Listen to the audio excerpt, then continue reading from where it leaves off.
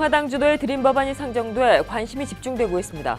트럼프 대통령도 지지하고 있는 것으로 알려진 해당 법안이 통과가 되면 현재 다카 수혜자 등 150만 불체 청소년들이 구제될 것으로 보입니다. 뉴욕시 교통부 운행 기록에 따르면 달리아를 포함해 이스턴 코치, 이글버스 등의 차이나타운 저가 버스 3개 업체가 전국에서 가장 위험한 버스 업체인 것으로 드러났습니다. 달리아 버스를 포함해 이른바 차이나타운 저가 버스가 얼마나 위험한 업체인지 여실히 보여줍니다. 뉴저지 팰리세이스 파크 타운홀 원래회에서 한국어 통역 서비스가 제공된 지 1년이 지났지만 통역 서비스가 제대로 이뤄지지 않고 있습니다.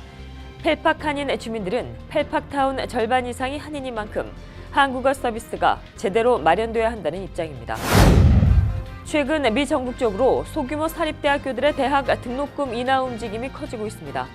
명문대와 주립대의 틈새 속에서 생존하기 위해선 학비를 낮출 수밖에 없다는 인식이 확산하고 있는 것으로 풀이됩니다. 트럼프 대통령이 청소년들의 스템 교육 지원을 강화합니다. 트럼프 대통령은 어제 스템 교육 지원을 위해 매년 연방정부 기금 2억 달러를 보조할 것이라고 밝혔습니다. 한국 외교관 자녀 145명 가운데 125명이 미국 국적을 취득한 것으로 나타났습니다. 국회 외교통일위 박주선 의원은 이는 의도적으로 미국에서 출산했다고 볼 수밖에 없다고 지적했습니다. 이상은 오늘의 주요 뉴스입니다.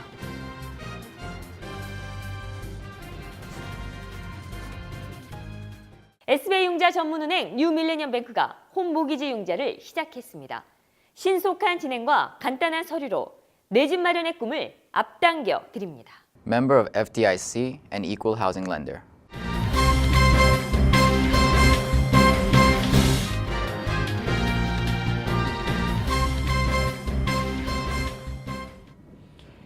시청자 여러분 안녕하십니까? 9월 26일 KBTV 뉴스9입니다.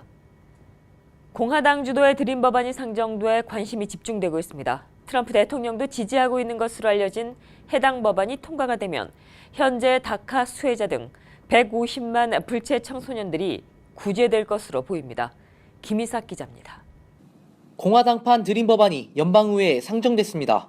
이 법안은 공화당 상원 의원들이 주도하고 있는 데다 트럼프 대통령도 지지하는 것으로 알려져 통과 가능성에 관심이 집중되고 있습니다. 오린 해치, 제임스 랭포드, 톰 틸스 등 공화당 연방 상원 의원들은 어제 석시드 액트 법안을 연방 상원에 공동 발의했습니다. 이 법안은 어린 시절 부모와 함께 미국에 온 불체 청소년들에게 10년간의 임시 영주권 기간을 거쳐 시민권 취득까지 허용하는 내용을 담고 있습니다. 5년간 2차례에 걸쳐 임시 영주권을 부여한 뒤 이후에 정식 영주권을 부여하며 정식 영주권 기간 5년이 지나면 시민권도 신청할 수 있도록 한 것입니다. 수혜 대상자는 2012년 6월 15일 이전 16세 미만 나이로 미국에 입국한 드리머들입니다. 따라서 해당 법안이 통과만 된다면 현 다카 수혜자 전원이 합법 신분을 취득할 수 있는 등 150만 불체 청소년들이 수혜를 볼 것으로 보입니다. 이 법안은 단독 법안보다는 포괄적인 패키지 이민 법안들 중 하나로 처리될 가능성이 큰 것으로 관측되고 있습니다. 이에 따라 공화당과 백악관이 이를 토대로 민주당 측과 포괄적인 이민법 개혁 협상에 나서게 될 것이라는 전망도 나오고 있습니다. KBTV 김희삭입니다. 지난 18일 플러싱에서 발생한 MTA 버스와 관광버스 간의 추돌 사건을 기억하시지요. 당시 MTA를 들이받은 관광버스는 차이나타운의 저가 버스 중의 하나인 달리아였습니다. 오늘 발표된 뉴욕시 교통부 운행 기록에 따르면 이 달리아 버스를 포함해 이른바 차이나타운 저가 버스가 얼마나 위험한 업체인지를 여실히 보여줍니다. 뉴욕시 교통부 운행 기록에 따르면 달리아를 포함해 이스턴 코치, 이글버스 등의 차이나타운 저가 버스 3개 업체가 전국에서 가장 위험한 버스 업체인 것으로 드러났습니다.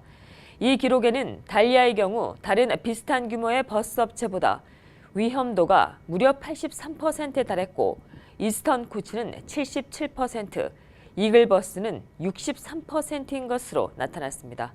이들 업체들은 주로 맨해튼 차이나타운을 중심으로 뉴욕 일원의 주요 도시를 운행하고 있습니다.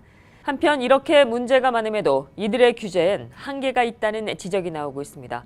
뉴욕타임스는 버스 운행 규정은 연방과 주정부의 법에도 적용받고 있어 뉴욕시 등 지방도시가 자체적으로 이를 강화하는 것은 한계가 있다고 전했습니다.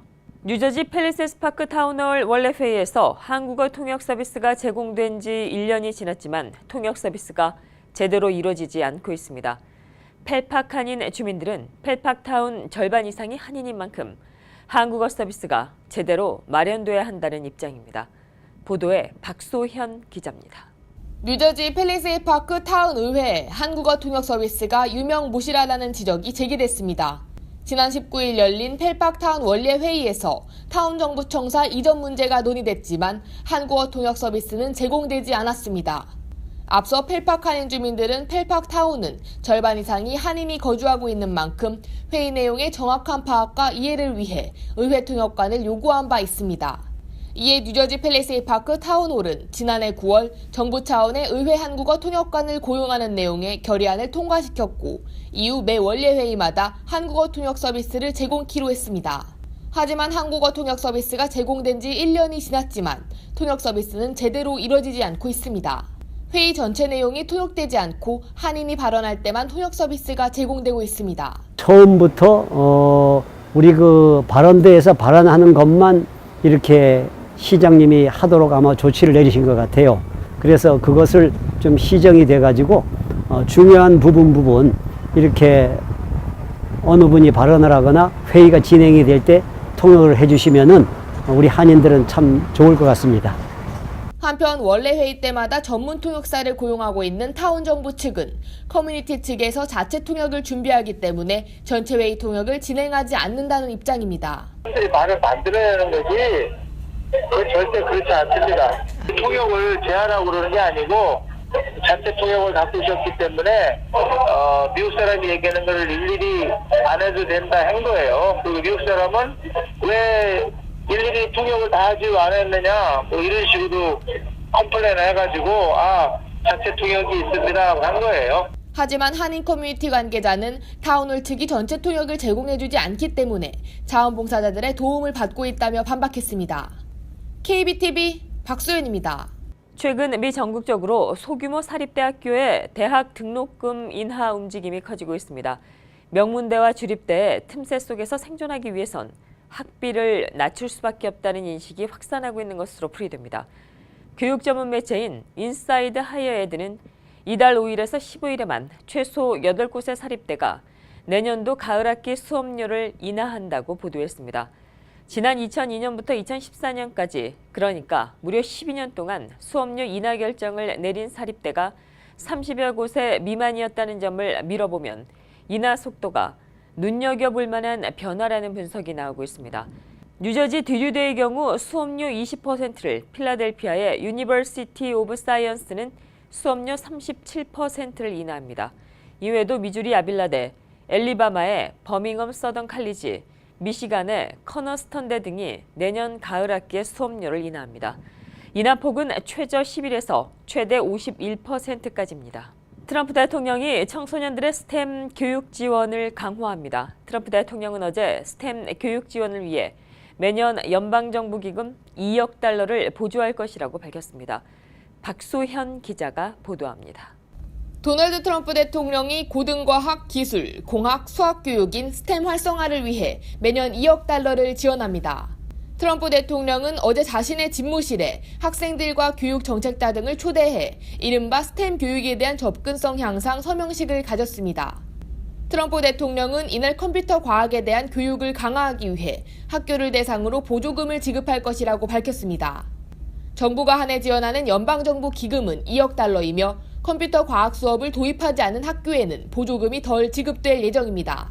But now $200 million each year in grants, and that's toward funding this very, very important priority. So with today's action, we will help give our American children a pathway to success in the workforce of tomorrow. 트럼프 대통령은 이날 교육의 사각지대에 놓인 아이들에게 최상의 기술, 엔지니어링, 수학 등의 교육을 받을 수 있도록 최대한 지원하겠다고 밝혔습니다.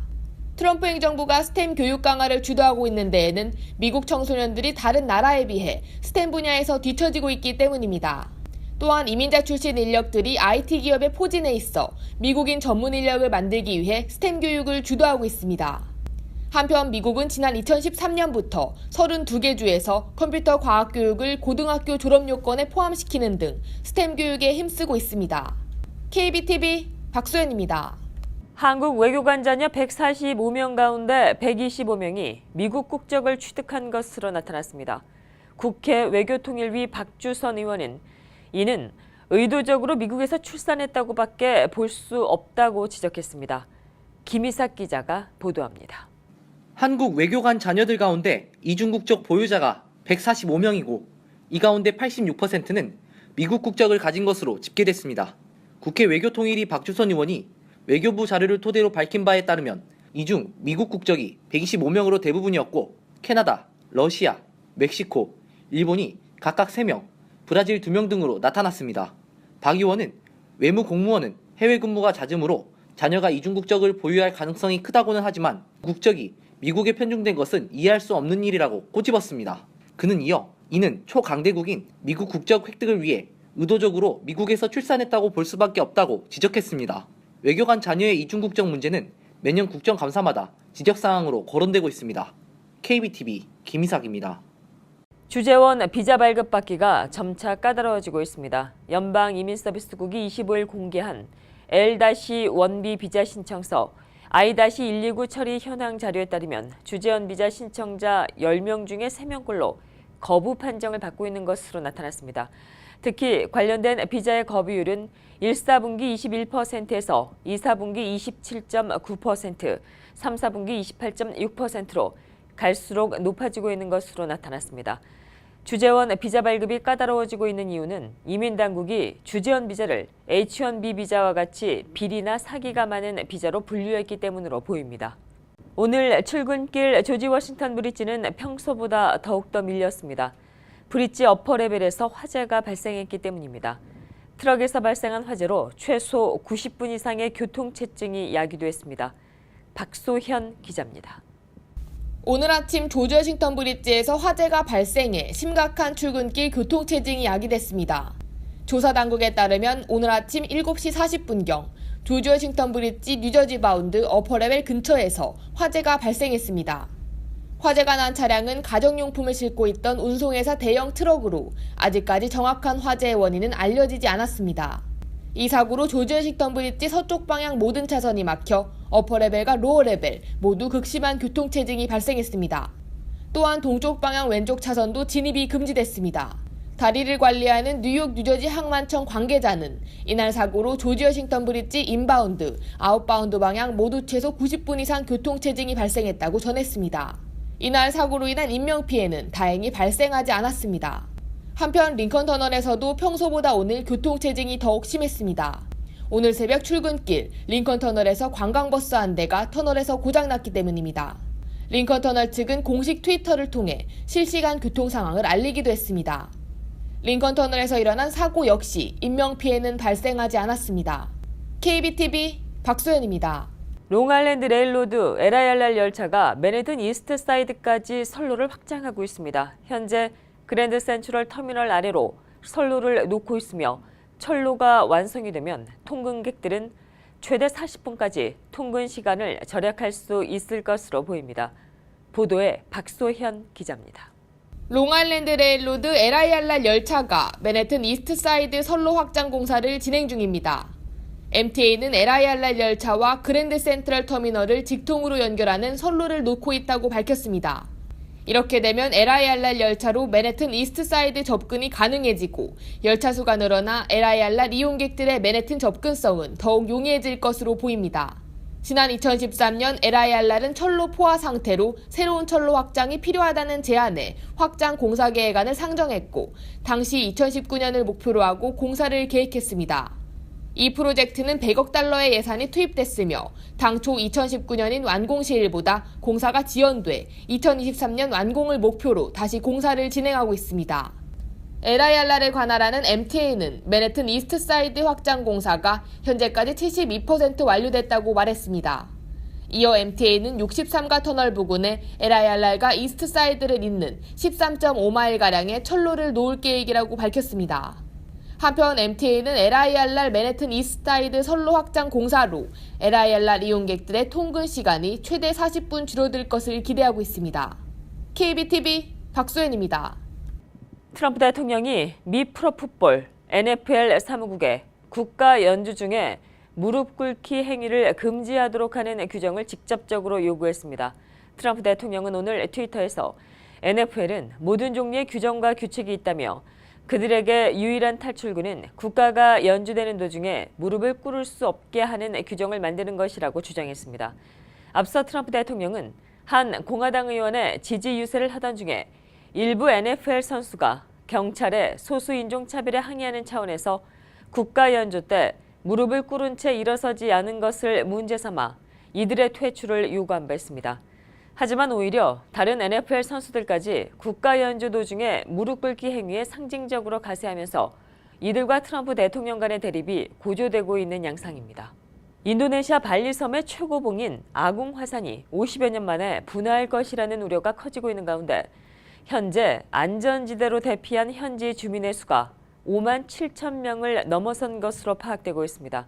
인도네시아 국가재난방지청 측은 26일 기준 5만 7천여 명이 넘는 주민이 아궁 화산 주변의 위험지대를 벗어나 대피했다고 밝혔습니다. 현재 아궁 화산은 지진 활동이 빈도를 높여가고 있어 분화 가능성이 매우 큰 상황인 것으로 전해졌습니다. 발리의 아궁 화산은 1963년 마지막으로 분화했고 분화할 당시 대폭발이 일어나 인근 주민 1,100명이 숨지고 수백 명이 다치는 참사가 벌어졌었습니다. 커피의 발암물질을 표기하라는 소송이 LA 법원에서 제기됐습니다. 독성 물질 교육 연구회라는 비영리 단체는 커피 판매 매장과 제조사, 공급사 등을 대상으로 커피에 포함되어 있는 발암물질에 대한 경고 문구를 붙여야 한다는 내용의 소송을 제기했습니다. 커피 원두를 볶을 때 발생하는 발암 의심 물질인 아크릴 아마이드에 대한 위험성을 반드시 알려야 한다는 것입니다. 이 단체가 소송을 제기한 대상은 스타벅스를 비롯한 90여 개 회사 마켓, 소매업체 등입니다.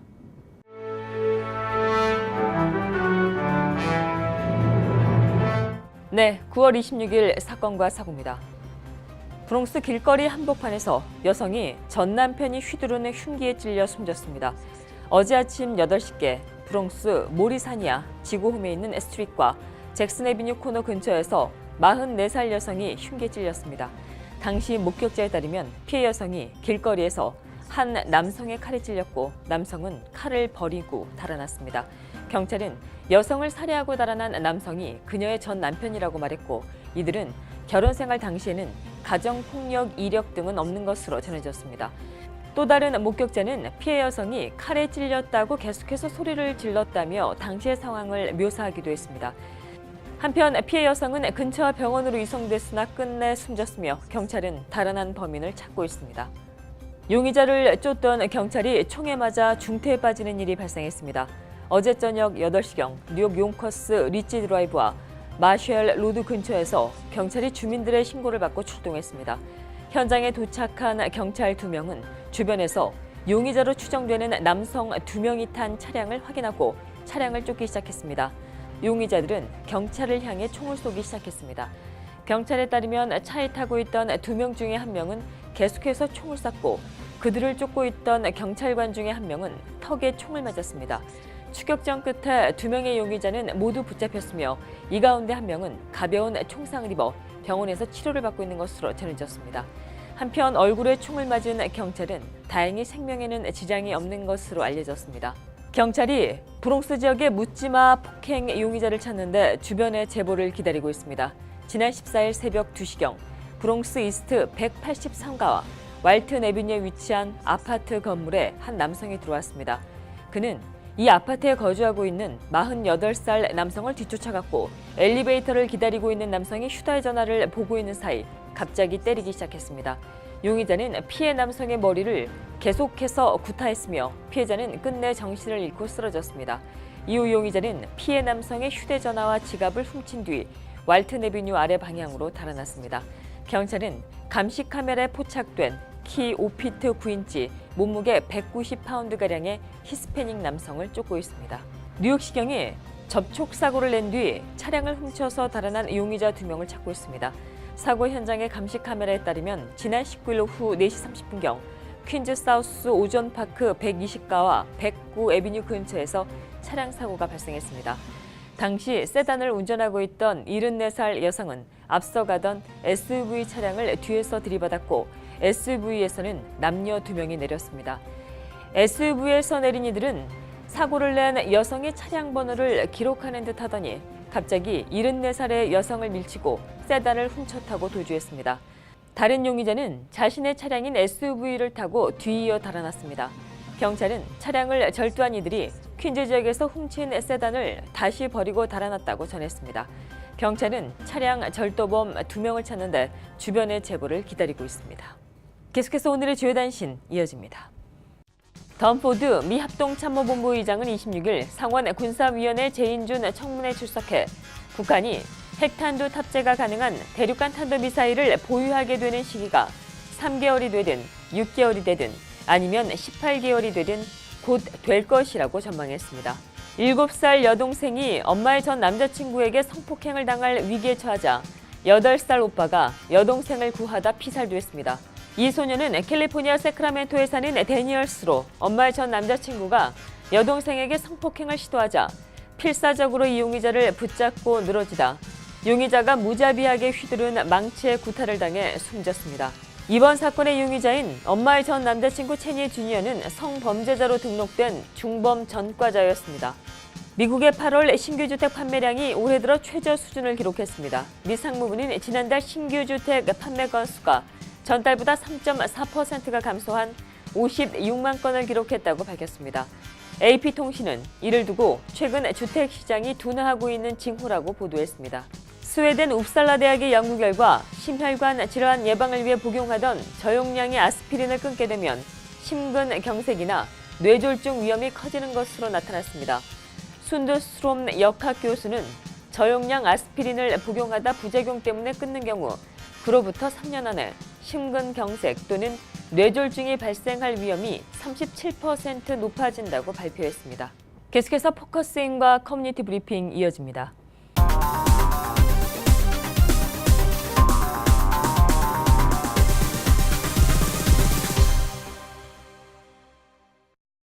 네, 오늘 포커스인은 소아암 환자를 돕기 위한 세계 합창제 소식 전하도록 하겠습니다.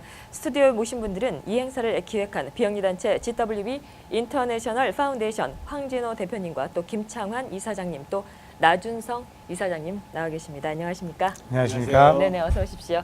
제 옆으로부터 우리 황진호 대표님, 또 우리 김창환 이사장님, 또 우리 나준성 이사님 이렇게 되십니다.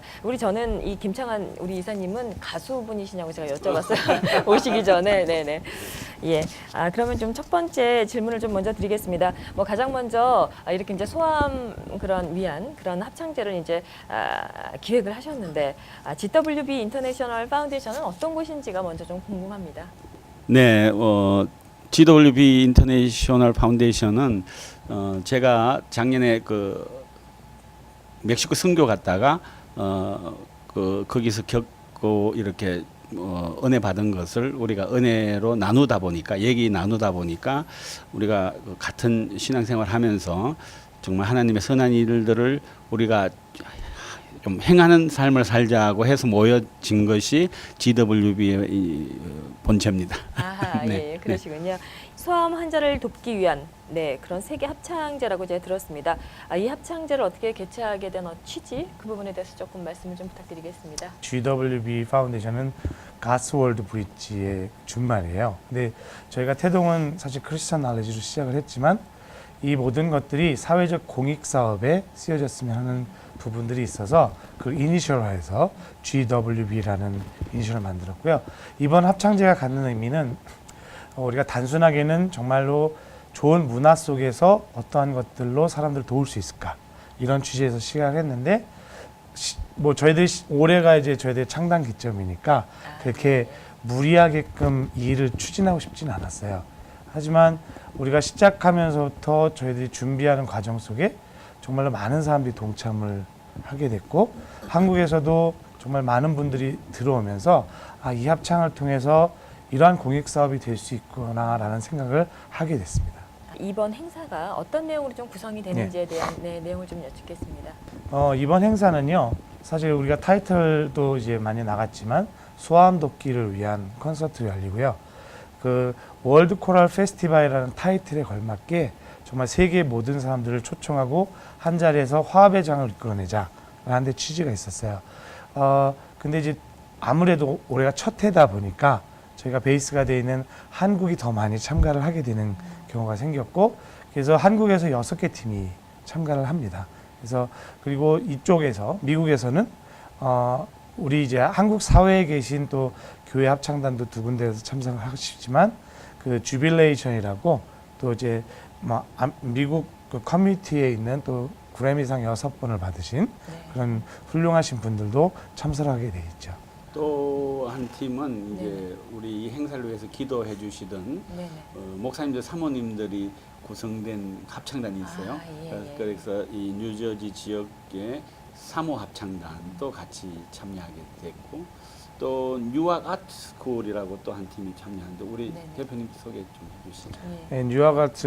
뉴학 스쿨 오브 아트는 그 뉴학에 있는 그 학생들이에요. 근데 좀 어떻게 보면 이제 뉴학이라는 특수성 때문에 그 형편이 넉넉지 못한 학생들이긴 하지만 이제 그들을 초청해서 우리와 함께 어떤 대화합의 의미를 가지고 이 찬양을 할 수 있게끔 만든 거죠. 또한 이제 여기에 이제 그런 부분, 이런 연주를 만들어 놓고 보니까 또 본인의 마음이 또 굉장히 감동하셔서 독일에서 공부하고 있는 친구가 또 편지까지 보내와서 이런 행사들이라면 정말 자기의 달란트가 좀 쓰였으면 좋겠다라고 겸손하게, 그래서 꼭 이번뿐만 아니라 다음에라도 이런 일이 있다면 본인의 어떤 소유를 좀 쓰였으면 좋겠다라고 편지가 왔길래 제가 그 편지에 감동을 받아서 그 친구도 초청을 했어요. 그래서 이제 범세계적으로 유럽하고 아시아하고 또 미국에서 같이 다 조인해서 세계 합창제라는 말에 걸맞게 타이틀에서 준비를 하고 있습니다. 그러시군요. 네, 그러면 굉장히 좋은 취지입니다. 네, 소아암을 환자를 또 위한 그런 자리이기 때문에 행사에 이제 이 방송을 보시고 이러신 분들도 행사에 참석하려면 또 어떻게 해야 되는지에 대한 궁금하신 그런 부분도 있을 것 같아요. 행사 어떻게 참석하면 되죠? 우리 이사님, 우리 나준성 이사님께서 한 말씀 주시면 어떨까요? 인터넷으로 www 카네기 홀에 들어가시면 거기 우리 행사 10월 1일 날에 행사를 보시면 거기에 티켓 파는 것도 있고, 그렇지 않으면 우리 GW의 사무실로 연락을 주셔도 됩니다. 네네네, 그러시군요. 그러면 행사가 10월 1일이죠. 10월 1일 카네기홀에서 제가 열리는 걸로 알고 있습니다.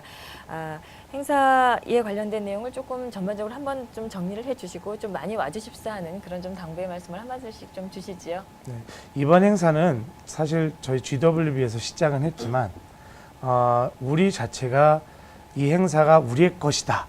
그러니까 이게 좋은 말로 하면은 우리의 소유라는 생각을 가지고 하질 않았어요. 이제 그러다 보니까 많은 사람들이 동참을 하게 됐고, 또한 그 가운데서 가장 큰 게 뉴저지의 해켄색 호스피털이 메인 스폰서십으로 또 들어왔어요.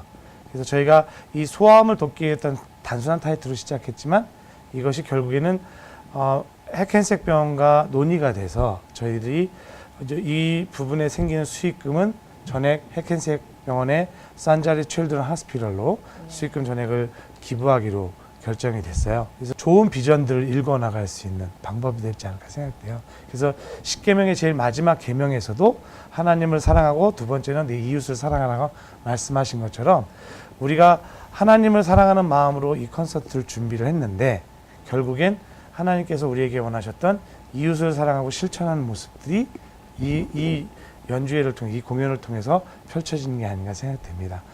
네, 정확한 명칭은 월드 코랄 페스티벌 세계 합창제입니다. 오는 10월 1일 오후 7시 카네기홀에서 열리고요. 네, 뜻있는 한인들이 많이 좀 동참해 주시면 좋을 것 같다는 생각이 듭니다. 오늘 세 분 이렇게 잘해 주셨는데 감사합니다. 감사합니다.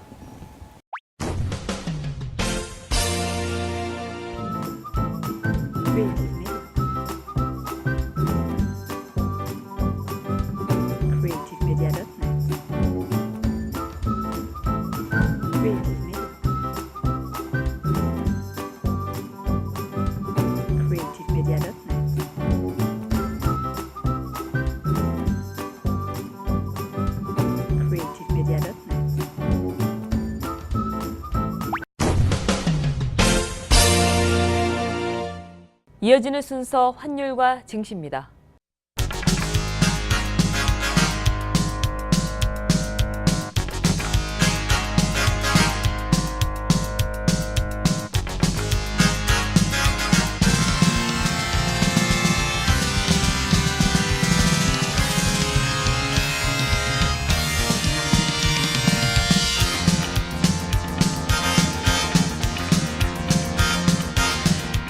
뉴욕과 뉴저지 지역의 날씨 알아봅니다. 건강한 가정, 행복한 한인 사회를 위해 함께합니다. 한국인을 아는 병원, 실력 있는 병원, 홀리네임 병원. KBTV 오늘의 날씨는 홀리네임 병원에서 제공합니다.